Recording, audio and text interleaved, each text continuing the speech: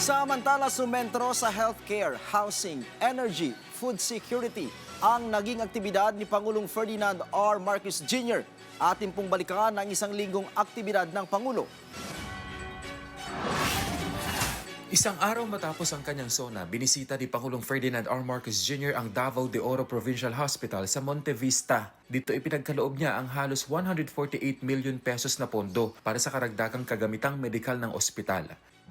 Pinangunahan din niya ang panibagong yugto ng Bawat Bayan Makikinabang program para sa mga lalawigan ng Davao de Oro, Davao del Norte at Davao Occidental. Sa ilalim nito, direktang naihatid sa mga benepisyaryo ang iba't ibang serbisyo ng gobyerno, kabilang na ang tulong pinansyal, kabuhayan at iba pang social services sa pamamagitan ng Local Government Support Fund at Socio-Civic Projects Fund. Sa Davao City naman, ininspeksyon niya ang People's Ville Housing Project at nangakong magdaragdag pa ng 42 gusali na target makumpleto bago matapos ang 2027. Target nitong makapagbigay ng ligtas at disenteng pabahay sa mga pamilyang Pilipino.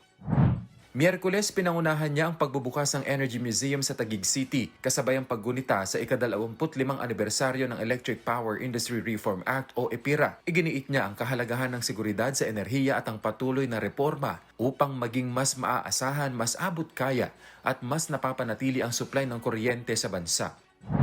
Sa Malacanang, tinanggap niya sa isang farewell call ang ilang ambassador at nagpasalamat sa kanilang naging ambag sa pagpapalakas ng ugnayan ng Pilipinas sa Hungary at Netherlands.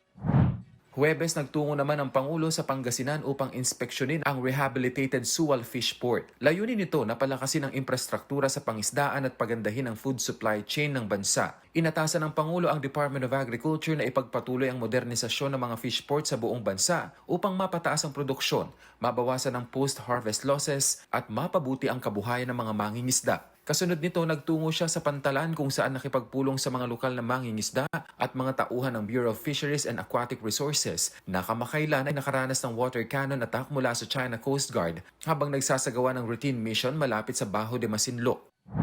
Mula Pangasinan, dumiretso ang Pangulo sa Tarlac City para sa panibagong yugto ng Bawat Bayan Makikinabang program. Binisita rin niya ang Northern Luzon Command kung saan nakipagpulong siya sa mga miyembro ng Armed Forces of the Philippines. Tiniyak niya ang suporta ng pamahalaan sa mga sundalo at sa patuloy na pagpapalakas ng kakayahan ng bansa sa larangan ng pambansang depensa. Kenneth Pasyente, para sa Bayan.